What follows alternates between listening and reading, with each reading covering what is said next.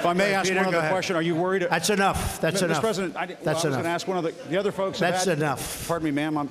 Mr. President, that's enough. Mr. President, I had one other question, if I may ask, on the Russia investigation. Are you concerned that you may have? I'm not concerned about anything with the Russian investigation because it's a hoax. That's enough. Put down the mic. Mr. President, are you worried about indictments coming down in this investigation? Mr. President. I'll tell you what, CNN should be ashamed of itself having you working for them. You are a rude, terrible person. You shouldn't be working for CNN. Go ahead. I think that's unfair. You're a very rude person. The way you treat Sarah Huckabee is horrible. And the way you treat other people are horrible. You shouldn't treat people that way. Go ahead. Well, that was the President of the United States sparring today with CNN reporter Jim Acosta, after saying Washington needed a new tone and that the media was largely to blame for dividing the nation. We're going to talk about that in a moment with former CIA analyst Dr. Keith Noble and attorney Ed Pozzouli. But first, gentlemen, let's listen to another part of the news conference from today. The president said Republicans who lost did so because they distanced themselves from him. He singled out a few of them, including Carlos Curbelo, whose name he mispronounced. Let's listen. I'm not sure that I should be happy or sad, but I feel just fine about it. Carlos Curbelo, Mike Kaufman. Too bad, Mike. Mia Love. Mia Love gave me no love. And she lost. Too bad. Sorry about that, Mia. Okay, so Edward, let's start with you. And what are other Republicans supposed to make of this? What message is he sending? Well, I would say this. You know, Carlos Curbelo represented that district wonderfully while he sat in Congress, and I'm sorry to see him go. He's done a great job for that district, and frankly, the district the demographic of that district ran away from him. That's just a fact.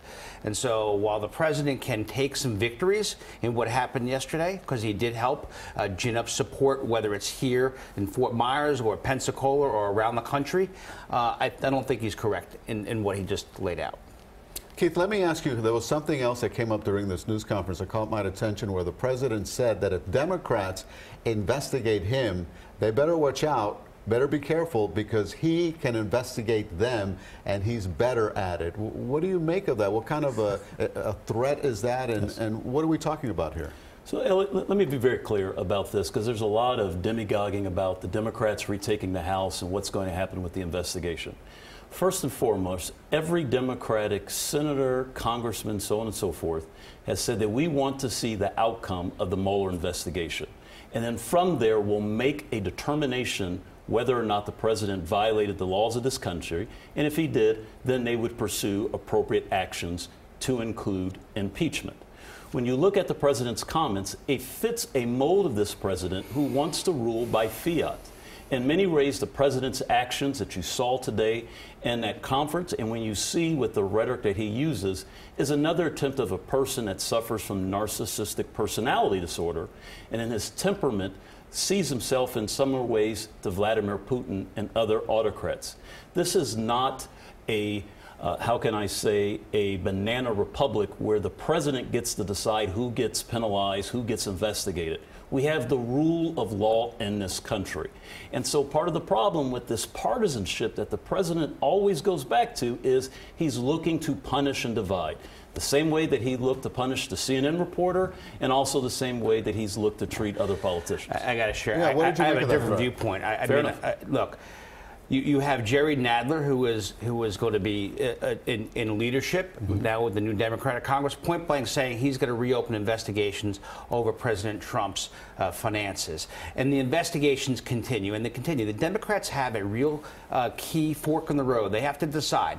Are they going to be legislators or are they going to be investigators? If they're going to be investigators, then the president's right to push back right now and say, look, get on the ball and let's start finding common ground for the American people, things we can work on, like infrastructure, like certain pieces of immigration that we can find common ground on, and let's start solving problems. If they don't and they want to go through the investigation, then all we're going to do is have scandal soup in Washington, and no one is going to be happy. And I'm going to tell you, they're playing right into President Trump's hands because he will use the Democratic Congress, who is going to overuse the investigation. How'd that work out for Republicans when they impeached President Clinton back in the 90s. It didn't work out so well the next election. That's what the Democratic choices face. The problem is you have left side of that party pushing so hard and resisting President Trump at every step of the way, as opposed to try to solve problems and find common ground. That's going to be the debate inside that leadership, inside the Democratic Party. It'll be interesting to see what they do. That some of the Republicans actually pushed for that investigation during the Clinton years are now saying what you're saying is, let's find common ground. If I can respond back to Ed's comments.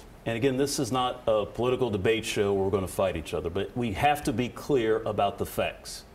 The United States of America in 2016 suffered an act of war from the Russian Federation.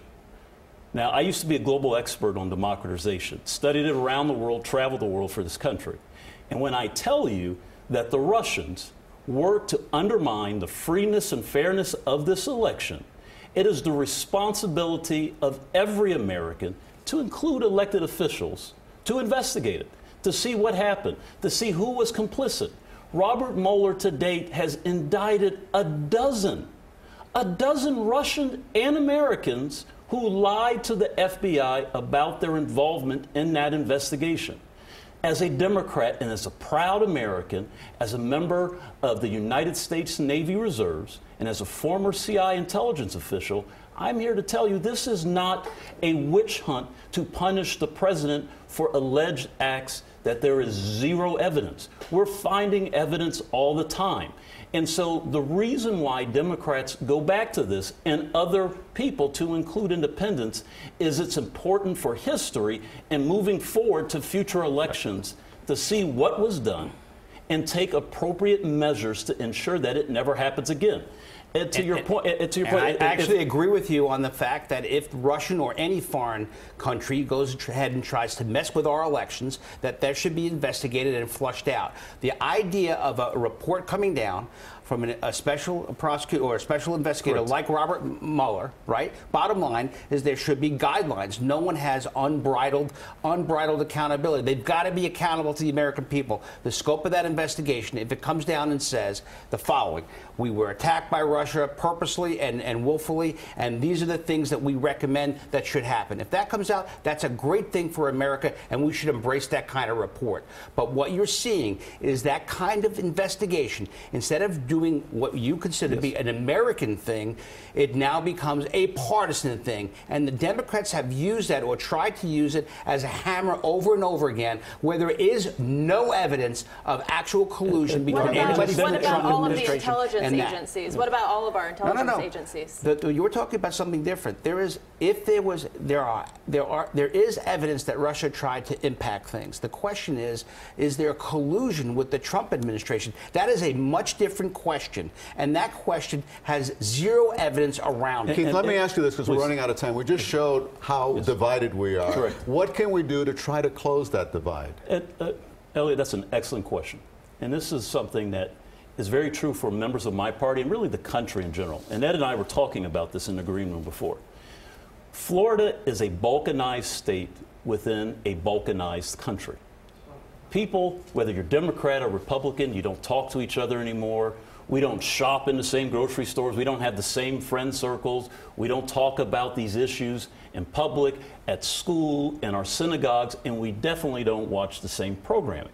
And so moving forward, one of the ways to bridge this is I want to challenge everyone from my party, from the Democrats, to do what we can in the next 2 years to reach out to conservatives.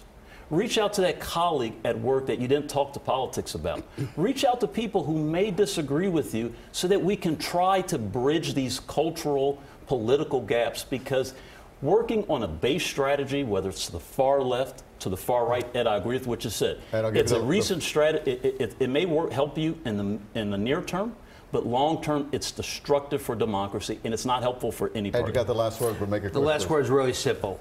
The Republicans won yesterday because they had a message. It was a successful day in Florida. However, we have to now have the responsibility to reach and try to deal with Democrats where we can. And Congress, Nancy Pelosi, whoever's going to be head, is going to have that responsibility. Are they going to investigate? Are they going to be an investigatory arm? Or are they going to legislate and try to solve problems? That's going to be the question for the Democrats. I'm hearing a little common ground here, guys. Like it. And we have to go. We're out of time, but it was so nice to have you both. Great. Thank you for coming. Thank you.